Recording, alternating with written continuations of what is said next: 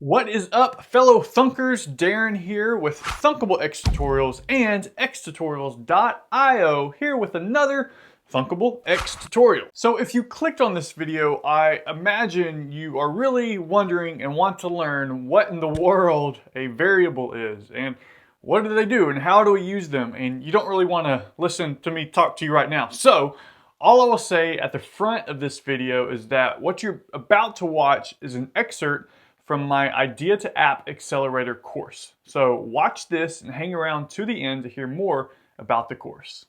What are variables? Well, here's my definition. Variables are used to store information that is referenced and manipulated in the app. So all variables are they're a way to store information, store data. This is what actually stores the information in our app. So later on we'll get into manipulating this information and doing things with this information, but variables are what stores it.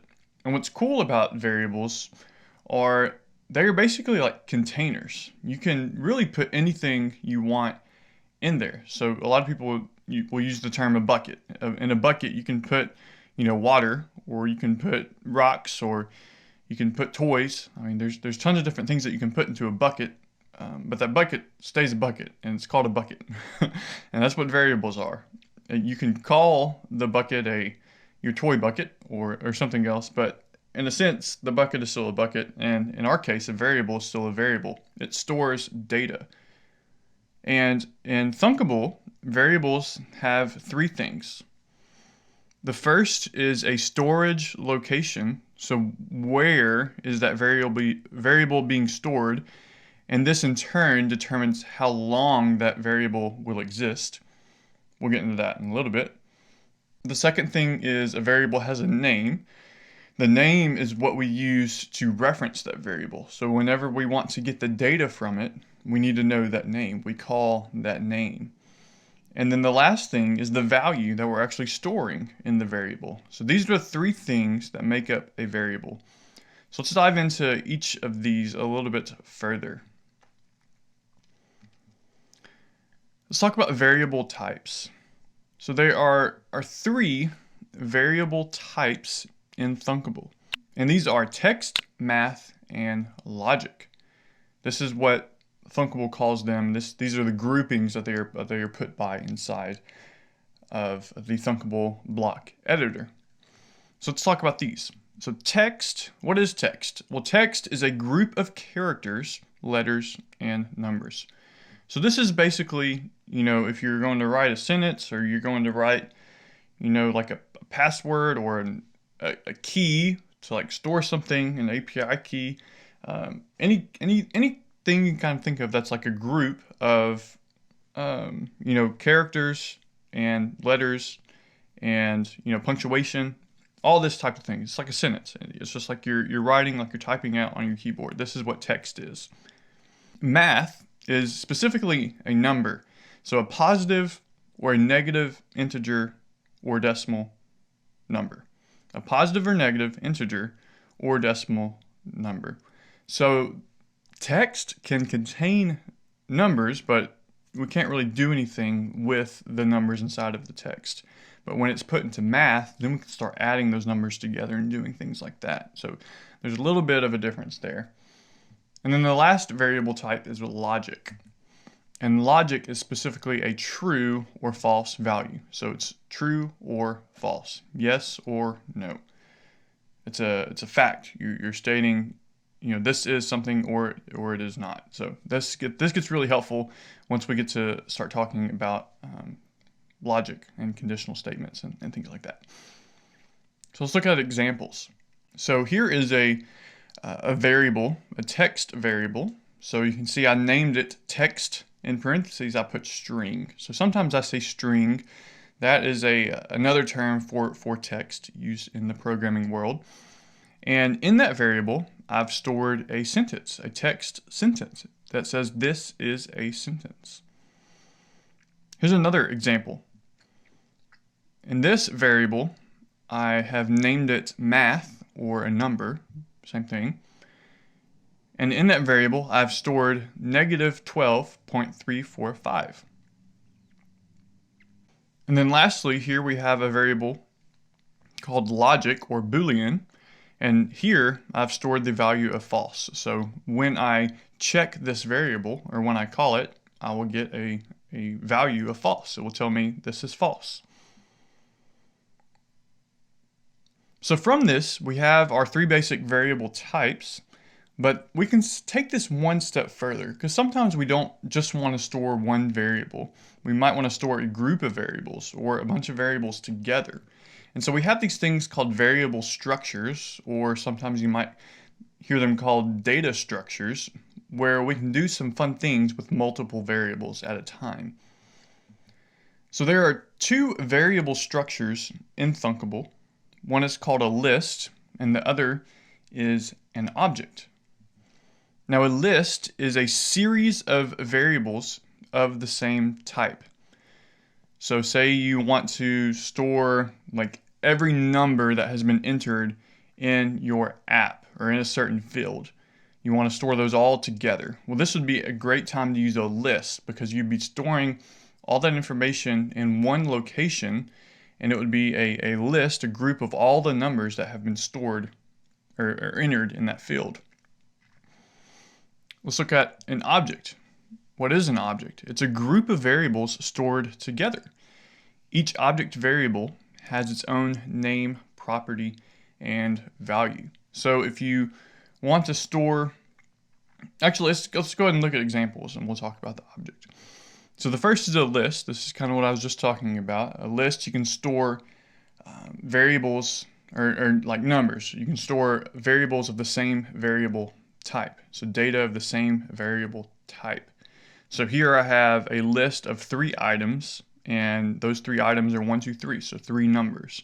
And this list could be, pretty much as big as you wanted it to be. But every time you called this list, you could search through, all the numbers in that list and look for numbers or get an average of all the numbers or something like that. So let's get into the object, because I mentioned we would talk about this in the example. So here is an object. Objects are really cool. I love them because it's really nice because you basically get to have multiple variables, but you get to group them all together. So here's a really good example. If you want to store information about a person, one of your users. So in this example, I have 3 variables. One is called first name, one is called age, and one is called subscribe. And these are 3 different variable types. The 3 different variable types. For the first name, we're storing the name Darren, because that's text. And then for age, we're storing a number, which is 67. I'm not 67. And then the third is subscribed. So is this user subscribed to, say, the email list, or are they subscribed to something in your app? Do they want to get these notifications? And so I have that as true. They want to get notifications. So objects allow us to group things together. So it's very good for like user profiles or any type of data that's really kind of grouped together.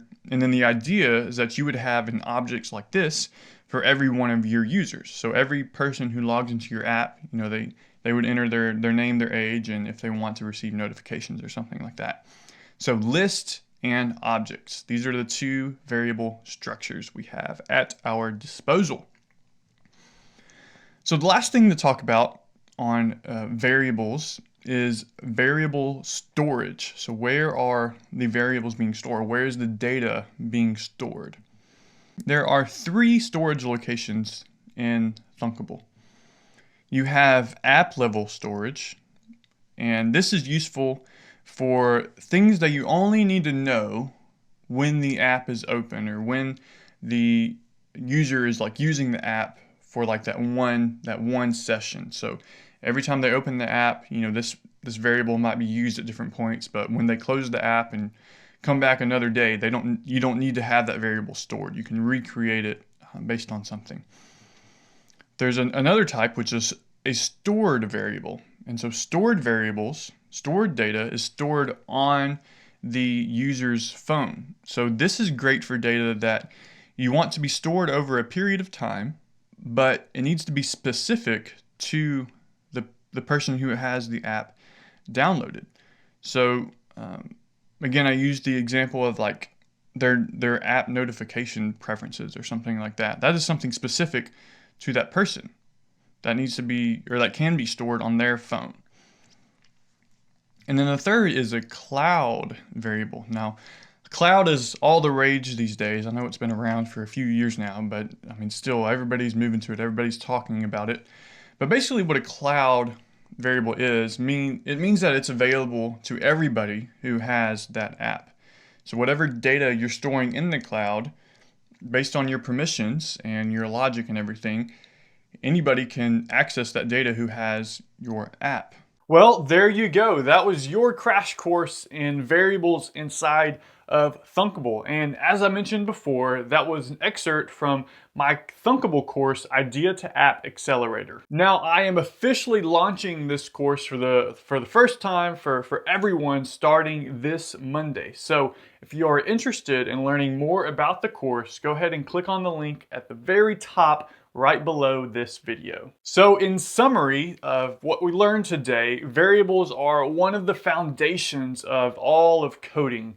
And in Thunkable, there are 3 ways that you can store your variables. You have app, stored, and cloud variables. And all of this tell us where the variable is actually stored and the lifetime or life cycle of the variable. And along with that, there are 3 types of variables inside of Thunkable. We have math variables to store numbers, we have text variables to store strings or letters, and then we have logic variables to store true or false values. And along with that, we have 2 types of variable structures. We have lists, which store groups of the same types of variables, and then we have objects, which store groups of different types of variables all together that make up kind of a single entity. And that's all you need to know about variables to get started inside of Thunkable. Happy coding.